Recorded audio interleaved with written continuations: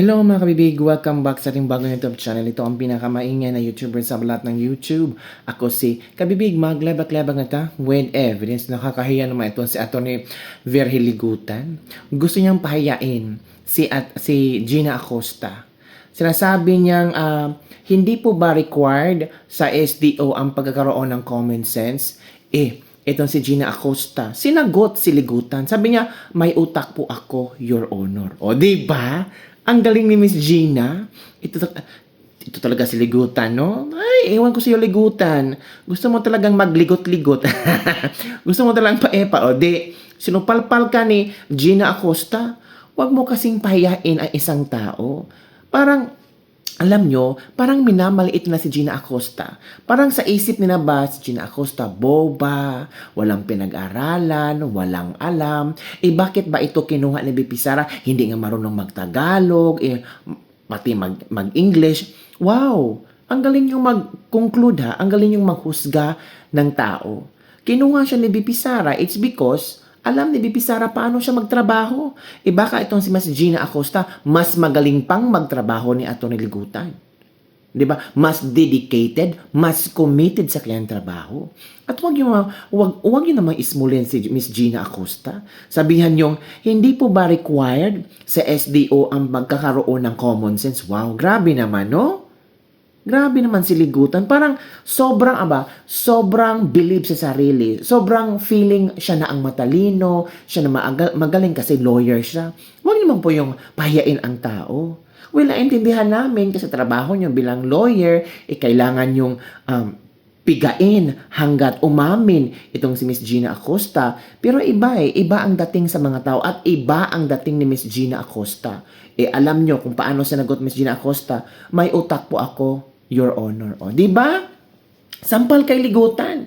Si Ligutan nagmamarunong parang wala, dapat may common sense. Si Miss Gina Acosta alam din niyang sumagot. I'm sure itong si Miss Gina Acosta nagpipigil lang to Grabe yung humility ni Miss Gina Acosta. Nakita ko kanina na parang mangiyak-ngiyak na siya, humihingi ng tawad. Parang natatakot na si Miss Gina Acosta. Kasi si Miss Gina Acosta, kung ano yung alam niya, yun lang kayang sasabihin. Pero pilit kasi nilang pinapaamin si Miss Gina Acosta sa kasalanan ni BP Sara na hindi naman ginawa ni BP Sara.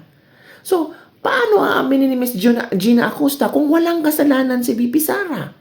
Tapos sabi pa ni Risa Hontiveros, okay lang po ba kayong makulong kung yung ibang tao ang gumagawa ng for example, yung ginagawa nilang like VP Sara, si VP Sara ang nagmando sa inyo, tapos ikaw yung officer, okay lang ba sa inyo na ikaw ang sasalo sa lahat? Ano ba yan? Parang guilty tripping?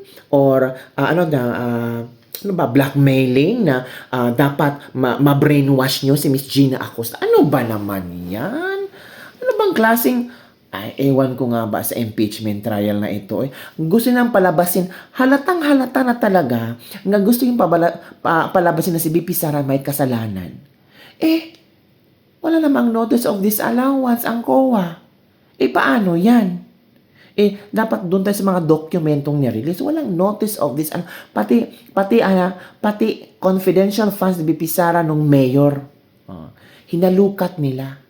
Diba? So talagang combined powers. Mga Tulfo brothers, si Risa, they combine powers na talaga kabibig.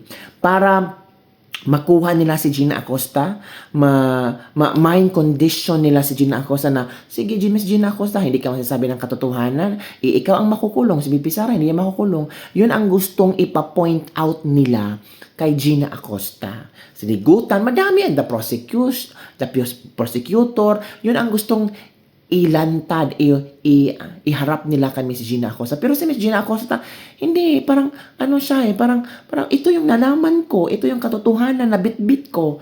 Ano bang gagawin ko? Ito yung alam ko. Ano bang gusto niyong sabihin ko? 'Di ba? Ano bang gusto niyong sabihin na ganito, ganyan si BP Sara? Hindi naman Sabi pa ni Miss Gina Acosta, tiwala ako na alam ni BP Sara kung ano ang kanyang ginagawa. O 'di ba? Tapos si Erwin Tulfo, sabi, stupid daw. Grabe no.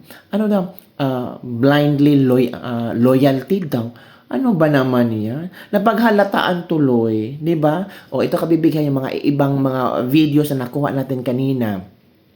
Kung paano nila, for me ha, is harassment already kay Miss Gina Acosta. Yung pagkatao ni Miss Gina Acosta, parang inakusahan nila na walang common sense, stupida. Ang sakit no, kung ako yung pamilya ni Miss Gina Acosta, parang ako yung magalit para sa inay ko, na parang pinapahiya nyo, na parang gusto yung mapanood sa buong mundo na ang nanay ko, yung kapamilya ko ay bobo. Sinabi ni Mr. Ligutan o Atty. Ligutan na hindi po ba required sa SDO ang pagkaroon ng common sense? Grabe. Tapos sinabihan pa si Gina Acosta ni Rafi Tulfo na stupid daw. Di ba grabe? Grabe naman yung mga taong nito. Parang talaga makuha nila ang gusto na madiin si BP Sara. Hahamakin nila ang isang Gina Acosta. O panoorin nyo ang video kabibig. Wala rin pong notice of disallowance. Wala po. Laban sa inyo, wala po. Wala po. Wala rin pong notice of disallowance laban sa kay dating Mayor Sara Duterte. Tama po? Tama po, wala. And the Commission on Audit did not reopen any audit for confidential funds of Davao City. Correct? Correct po. Your Honor, napakasimple ng tanong, ma'am eh. Paulit-ulit sabi mo, list of expenditures, nakasulat doon. Ito yung paggagamitan, ito yung nakalaan, 125 billion pesos, saka firma lang ni Colonel Lachica, saka tinatakan mo receipt. Wala yan. Gireceive Your- na yun. Objection, Your Honor. Approving, Ask and approving. answer, Your Honor. While indeed it was asked and answered, counsel, I think counsel is seeking clarification on this point. It affords the witness an opportunity to clarify her answer to because she seems to be unsure. So I'll allow it for now, counsel. With your indulgence, Ma'am Gina, pakisagot po yung katanungan ni Attorney Ligutan.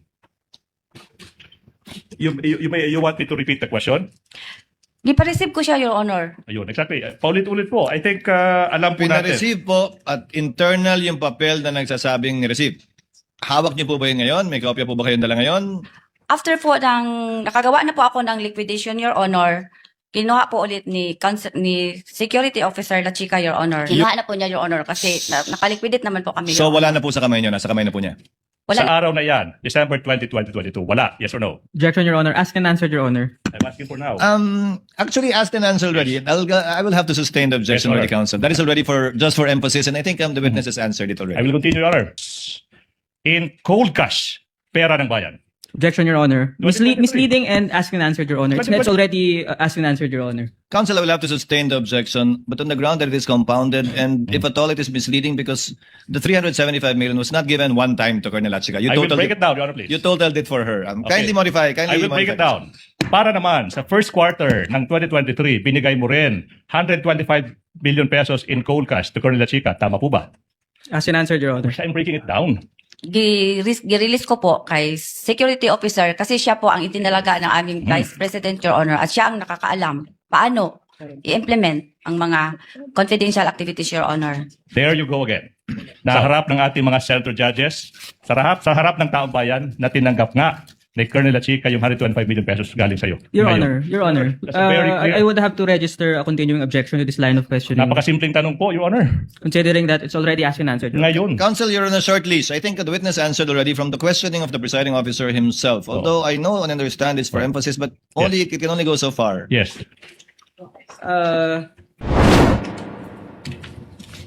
Ma'am Gina, kaya po ba paulit-ulit ang sagot nyo kanina? Kasi paulit-ulit lang rin po yung tanong sa inyo.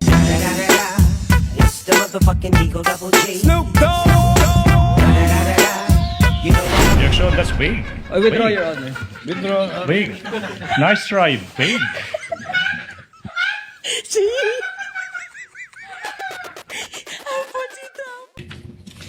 Ma'am Gina, kaya po ba paulit-ulit ang sagot nyo kanina? Kasi paulit-ulit lang rin po yung tanong sa inyo. Objection, that's vague. I withdraw, Vague. Your Honor. Vague. Alam, yung, I will repeat the question if you may, Your Honor.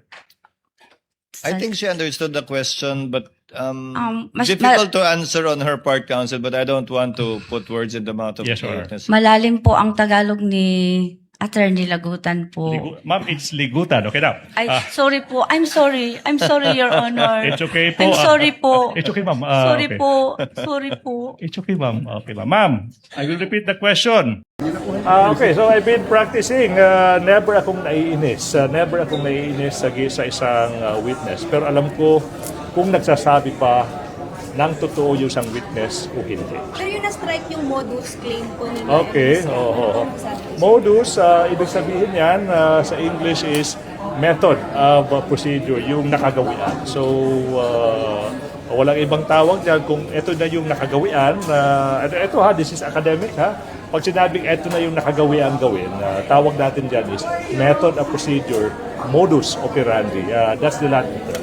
That's ano naman, that's a legal term. Okay? Sige guys. Sir, Opo. na-fortify ba yung position nyo dun sa ibang tanong ng mga senator judges? Oh, yun yung ano ko, I think yung makakasagot dyan, sir, hindi kami. Yung makakasagot dyan yung tao.